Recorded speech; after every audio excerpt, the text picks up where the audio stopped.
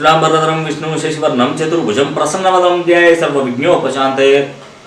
ओम श्री गुरुभ्यो नमः। रामकृष्ण निहान astro न्यूमरालजी spiritual channel की स्वागतम सुस्वागतम।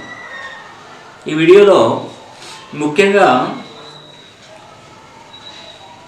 కొన్ని రాశుల పేర్లు చెప్తాను। ఆ రాశులలో పుట్టిన వారు ఆ ఇంట్లో కనుక ఉన్నట్టయితే మంచి ప్రయోజనాలు చేకూరుతాయి।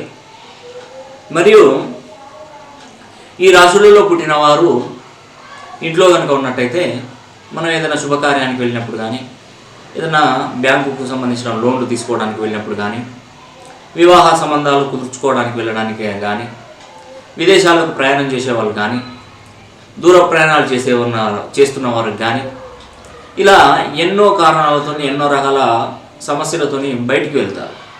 ఆ బయటికి వెళ్ళినప్పుడు మీ ఇంట్లో కనుక తులారాశి వాళ్ళు ఉన్నారా గమనించండి। మీ ఇంట్లో తులారాశి వాళ్ళు ఉన్నారా, మరియు కుంభరాశి వాళ్ళు ఉన్నారా, మరియు మకర రాశి వాళ్ళు ఉన్నారా, మరియు సింహరాశి వాళ్ళు ఉన్నారా, మరియు వృశ్చిక రాశి వాళ్ళు ఉన్నారా? ఈ యొక్క రాశులలో వాళ్ళు ఉన్నప్పుడు వాళ్ళ ద్వారా మీరు ఒక గ్లాసు వాటర్ కనుక తీసుకున్నట్టయితే ఖచ్చితంగా మీకు అనుకున్న పనులు స్వాగతిస్తాయి। అందులో భాగంగా కర్కాటకము, వృశ్చికము, మీనము। ఇక్కడ గమనించండి, కర్కాటకము, వృశ్చికము, మీనము ఇవి చాలా అత్యద్భుతమైన రాశులు। మళ్ళీ ఈ కనీసం ఇవి నేను చెప్పినవి కూడా ఈ మూడు రాశులలో ఉన్నప్పుడు మీరు ఖచ్చితంగా ఏదైనా పని అనుకున్నప్పుడు ఒక గ్లాస్ వాటరు వాళ్ళతో తీసుకొని మరీ వెళ్ళొచ్చు। ఎందుకంటే మీరు పనులు కరెక్ట్గా జరుగుతాయి। ఎందుకంటే ఇవి చాలా పవర్ఫుల్ రాశులండి। ఈ యొక్క కర్కాటకము, వృశ్చికము, మీనము ఈ మూడు రాశుల వారితో మనం ఒక గ్లాస్ వాటర్ తాగి బయటికి వెళ్ళినట్టయితే మనకు అనుకున్న పనులు, ఎన్నో సంవత్సరాల నుండి పెండింగ్లో ఉన్నటువంటి పనులు సైతము ఈ యొక్క రాశుల వారు ఒక గ్లాస్ వాటర్ కనుక మీ చేతికి ఇచ్చినట్టయితే ఖచ్చితంగా ఒక మంచి మార్పు వస్తుంది। ఎందుకంటే వాళ్ళలో ఉన్నటువంటి శక్తి మీరు బయటికి వెళ్ళే ముందు ఈ యొక్క గ్లాస్ వాటరు వాళ్ళ చేతికి కలిసినప్పుడు ఖచ్చితంగా ఒక మార్పు అనేది సిద్ధిస్తుంది। అదేవిధంగా మనం బయటికి వెళ్తున్నాం, బయటికి వెళ్ళినప్పుడు ఒక దూర ప్రాంతం నుండి ఎక్కడికో వెళ్ళి ఎక్కడైనా ఒక బంధువు కనుక కలిసినట్టయితే మనం అప్పుడు ఏం చేస్తాం, సంతోషంగా నవ్వి మన హ్యాండ్ని వాళ్ళ హ్యాండ్తో కలిపి షేక్ హ్యాండ్ ఇస్తాం। అప్పుడు మనస్సు తృప్తిగా ఉంటుంది। ఎందుకు ఉంటుందంటే ఎన్నో సంవత్సరాల నుండి కలిశాడు, చాలా సంవత్సరాల తర్వాత అతను నేను చూస్తున్నాను, నా చేతికి హ్యాండ్ కలిపాడు అని చెప్పేసి అంటే మీ యొక్క మనస్తత్వం వాళ్ళ మనస్తత్వంతో ముడిపడి మీకు మంచి ఆనందం అనేది కలుగుతుంది। అదేవిధంగా మీరు మీ ఇంట్లో ఇలాంటి రాసుల వాళ్ళు ఉన్నప్పుడు వాళ్ళతో ఒక గ్లాస్ వాటర్ తాగి బయటికి వెళ్ళినట్టయితే ఖచ్చితంగా అనుకోని పనులు మనకు మంచిగా జరిగే అవకాశాలు ఉంటాయి। అంటే ఇవి కావు అన్న పనులు అవుతాయి। ఇన్ని రోజుల నుండి బాగా డబ్బులకు ఇబ్బంది పెడుతూ ఉంటాడు, రుణ బాధలలో ఉండి ఎప్పుడు అడిగినా రేపు ఎల్లుండిస్తా, ఇంకా మరునాడిస్తా, ఈ తేదీరా ఆ తేదీరా అంటారు।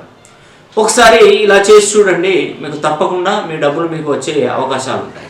మరి ఇది ఒకటి మాత్రం గమనించండి, ఇలా చేసుకుంటూ పోయినప్పుడు ఫస్ట్ మన పేరుని సరైన సంఖ్యాబలంలోకి మార్చుకోవాలి। ఇప్పుడు ఒక విషయం చెప్తానండి, మన పేరుని సరైన సంఖ్యాబలంలోకి మార్చుకుంటే మనకు వచ్చేటివి కూడా తప్పకుండా వస్తాయి। మనమే సరిగా బలంగా లేకపోతే ఎదుటి వాళ్ళ పనులు ఏం చేస్తాం, మనకు వచ్చే పనులు ఏమన్నా వస్తాయి। అందుకే మన పేరుని మన బర్త్ డేట్ ప్రకారం మన పేరుని కరెక్షన్ చేసుకున్నట్టయితే ఖచ్చితంగా మార్పు వస్తుందండి। ఇప్పుడు ఉదాహరణకి మనకు భగవంతుడు పరమశివుడు కలలో అంటే మనకు కనిపించి నువ్వు నాకు 108 బిల్వపత్రాలతో పూజ జరిపించు, నువ్వు అనుకున్న కోరికను ప్రసాదిస్తాను అని చెప్పేసి ఆ భగవంతుడు కలలో చెప్తాడు। వీళ్ళ ఇంట్లో వాళ్ళ నాన్నగారు చనిపోయారు, వాళ్ళకు సంవత్సరికం చుట్టు ఉంది। ఆ చుట్టులో భగవంతుడిని ఎప్పుడు కలుస్తాడు, ఎప్పుడు పూజలు చేస్తాడు, సంవత్సరం చుట్టూలో చేయలేడు కదా, ఆ చుట్టూ అయిపోయిన తర్వాతనే చేయాలి। అలాగా మనకు భగవంతుడు అనేవాడు అదృష్టం ఇచ్చినా మన పేరుని సరైన సంఖ్యాబలంలోకి మార్చుకోకపోతే మనం ఏ పని చేసినా అది మధ్య అడ్డగోలలాగానే ఉంటుంది। కాబట్టి మన పేరుని సరైన సంఖ్యాబలంలోకి మార్చుకోదలిస్తే 100% మీకు సక్సెస్ అనేది కూడా ఉంటుంది। నేను బల్లాగొద్ది చెప్తున్నానండి, ఎంతోమంది మన దగ్గరకు వచ్చి కరెక్షన్ తీసుకొని ఉన్నత స్థానానికి, ఉన్నత స్థాయికి ఎదిగిన వాళ్ళు నిజంగా కోకొల్లు చాలామంది ఉన్నారు। దానిలో నేను చాలామందిని, ఒక ఆవిడ నా దగ్గరికి వచ్చినప్పుడు ఒక పాప ఎంబీబీఎస్ పూర్తి చేసింది. ఎంబీబీఎస్ తర్వాత పీజీ సీట్ కోసం అని ఎన్నోసార్లు రాసి వెనుకలు తిరిగిపోయింది. ఇక నాకు రాదు అని చెప్పేసి ఇంట్లో కూర్చొని ఒక ప్రాక్టీస్ మొదలుపెట్టింది. నా దగ్గరికి వచ్చాడు మా నాన్నగారు. వచ్చేసి ఈ విషయంగా చెప్తే నేను కరెక్షన్ ఇచ్చాను అమ్మాయికి రేడియాలజిస్ట్ అనేది దానికి సీట్ నాకు పెద్దగా ఈ యొక్క డాక్టర్ విషయాలు నాకేం తెలియదండి. ఇలా ఎంబీబీఎస్ పీజీ ఉంటుందని తెలుసు, కానీ ఎన్ని డిపార్ట్మెంట్లు ఉంటాయి, ఏ డిపార్ట్మెంట్లు ఏంటి అనేది నాకు తెలియదు. కాకపోతే అమ్మాయి నాకు చెప్పింది ఏంటంటే వాళ్ళకు రేడియాలజిస్ట్గా ఏదో పిహెచ్డీలో అంటే మామూలుగా పీజీలో వాళ్ళకు ఆ సీట్ వచ్చింది అని చెప్పేసి చెప్పింది.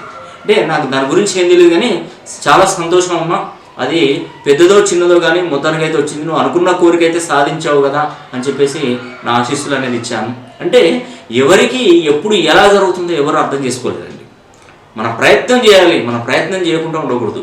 ఆ ప్రయత్నంతో మనకు కొంత సంఖ్యాబలాన్ని ఇచ్చినట్టయితే ఖచ్చితంగా మార్పులు వస్తాయని కూడా ఈ వీడియో ద్వారా తెలియజేస్తున్నాను. ఈ వీడియో కనుక మీకు నచ్చినట్టయితే లైక్ చేయండి, షేర్ చేయండి, అదేవిధంగా కామెంట్ చేయండి. ధన్యవాదాలు.